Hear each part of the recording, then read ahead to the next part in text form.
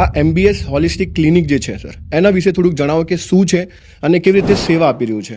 MBS નો full form જ mind, body and spirit. તો અમારા અમદાવાદી પીપલ્સ બી બહુ સ્ટ્રેસમાં ફરી રહ્યા છે, તો એમને બી કે 10 માંથી 8 લોકોને પ્રોબ્લેમ છે, કે બીપી છે, શુગર છે, બધું જ છે. અને આપણને ખબર સ્ટ્રેસના લીધે થાય છે. આપણે સ્ટ્રેસ માટે શું કરીએ? જે રૂટ કોઝ પ્રોબ્લેમ છે એના માટે આપણે કશું જ નથી કરતા, આપણે સિમ્પટમ્સ મેનેજમેન્ટ કરીએ. ઘણા બધા લોકોને ખબર બી નથી પડતી કે મારે એંગર ઇસ્યુઝ છે, કે સ્ટ્રેસ છે, કે હું ડિપ્રેશન તરફ જઈ રહ્યો છું. 70 to 80% including cancer, heart attack, આ બધા ડિઝીઝ સાયકોસોમેટિક છે, કે જે માઇન્ડે બોડી ઉપર અસર કરી અને આપણને સામાન્ય ભાષામાં ખબર જ છે. પણ આપણે માઇન્ડ માટે શું કર્યું? ઇમોશન્સ માટે શું કર્યું? સ્ટ્રેસનું પ્રમાણ વધારે છે કે મને સ્ટ્રેસ છે, રાત્રે નીંદ નથી આવતી, મને ઘણું બધું એ લોકો ચર્ચા કરે. તો મોસ્ટલી સર આપણી જે સોસાયટી છે અને જે આપણા પેરેન્ટ્સ છે એ લોકો ઇગ્નોર કરતા હોય કે અરે યાર અમારા જમાનામાં તો આવું બધું થતું નહોતું. As a youth, as a young generation, કે જ્યારે સોસાયટી અને જ્યારે તમારા પેરેન્ટ્સ જ તમને સમજી નથી શકતા હોય, તો ત્યારે આપણને શું કરવાનું છે? એ જ ગેપ છે જે આપણે કહીએ છીએ જનરેશન ગેપ. કોઈ માણસે તમારી મજાક બનાવી 4 વ્યક્તિ સામે, તમને શું ફીલ થયું? લોકો જ્યારે થોડું ઘણું દેખાતું હોય એમને લક્ષણ કે મારે આ પ્રોબ્લેમ થઈ રહી છે, કે મારે સ્ટ્રેસ છે, કે મારે એન્ઝાયટીનો પ્રોબ્લેમ છે, તો લોકો મોસ્ટલી શું કરે સર, આજકાલ ગૂગલ ઉપર સર્ચ કરે. તો એ શક્ય છે કે એક જ સોલ્યુશન બધા માટે હોય, કે સોલ્યુશન બી અલગ અલગ હોય છે? દરેક વ્યક્તિના ઇમોશન્સ અલગ છે, હર્ટ અલગ છે, પેઇન અલગ છે.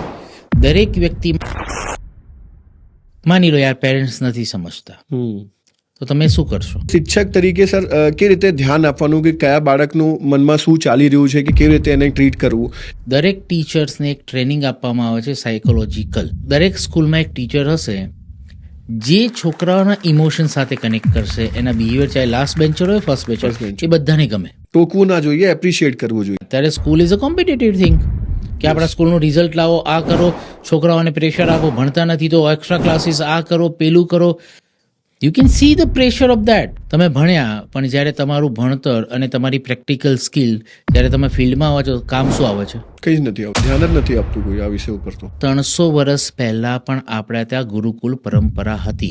એટલે જે આપણા જીવનનું સંપૂર્ણ જ્ઞાન જે કહેવાય ડે ટુ ડે લાઈફનું, એ બધી જ વસ્તુ ત્યાં કવર થતી હતી. હાલ ખાલી આપણે રૂપિયા કઈ રીતે કમાવાનું, ડિગ્રી કઈ રીતે લેવું, આ સબ્જેક્ટનું નોલેજ કઈ રીતે, એટલું જ સીમિત છે. કારણ કે આપણા ત્યાં જે નોલેજ અને જ્ઞાન આપવામાં આવતું તો આપણા સંપૂર્ણ વિકાસનું આપવામાં આવતું હતું, શૂન્યથી લઈને અનંત સુધીનું આખું બધું જ. તો ફિઝિકલ એક્સરસાઇઝ તમે જ બંધ કરાઈ. જ્યારે મ્યુઝિક શીખતો તો, સ્પોર્ટ્સ રમતો તો, દોસ્તારો જોડે મસ્તી કરતો તો, રિલેક્સ થતો તો, બધું જ બંધ કરાવી દીધું. અને પછી કે સ્ટ્રેસ થાય, કેમ ના થાય? આખી જે સોસાયટી છે એને જે કોમ્પિટિશન ઊભું કરી દીધું છે. PUBG ગેમ રમી રમીને બાળકોને ઘણા બધા પ્રોબ્લેમ્સ થઈ રહ્યા છે. જેમ કે આજે આપ જુઓ છો કે વ્યસનનું પ્રમાણ સર બહુ વધતું જાય છે. એમને એવું લાગે છે કે વ્યસન કરવાથી અમારો સ્ટ્રેસ ઓછો થાય છે, અમે ડિપ્રેશનથી બચી શકીએ છીએ. આ મિથ છે સર યંગસ્ટરમાં. મેક્સિમમ પીપલ દારૂ કેમ પીવે? કે ભાઈ આ બધું હું ભૂલી જાઉં. એટલે તમે ઓલરેડી ઇમોશનલી હર્ટ એન્ડ પેનમાં છો જ, અને તમે આ બધા લઈને તમારી બોડીને એબ્યુઝ કરી રહ્યા છો. તો મોસ્ટલી સર યંગ જનરેશનની જે પ્રોબ્લેમ છે કે પાસ્ટ જે છે એમનું, બેડ પાસ્ટ સ્પેશિયલી, એને કેવી રીતે ઇગ્નોર કરવું, કે ભૂલી જવું અને પ્રેઝન્ટ કે ફ્યુચરમાં સારી રીતે આગળ વધવું સર, એ કેવી રીતે થાય શક્ય? તો મેમરીમાંથી કશું જતું નથી. અને તમે કીધું યંગ જનરેશનની પ્રોબ્લેમ, આ યંગ જનરેશનની બધી જ જનરેશનની પ્રોબ્લેમ. જૈનોના અંદર કહેવાય છે કે ભાઈ વિછામી ટુકડમ, બોલી ચાલુ માફ કરો, પણ એ ભાવથી ના આવે તો? તે વખત સર કોઈ ચોક્કસ ફૂડ કે ફ્રૂટ્સ લેવાથી મેન્ટલી આપણે ફિટ રહી શકાય?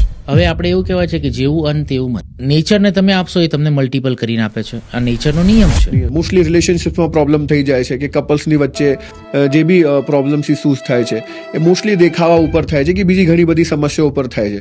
એનો પ્રોબ્લેમ એક જ જગ્યાએ આવે. આઈ એમ લુકિંગ એવરીથિંગ. બધા દુનિયામાં મસ્તી કરે છે, મજા કરે છે, લાઈફ જીવે છે.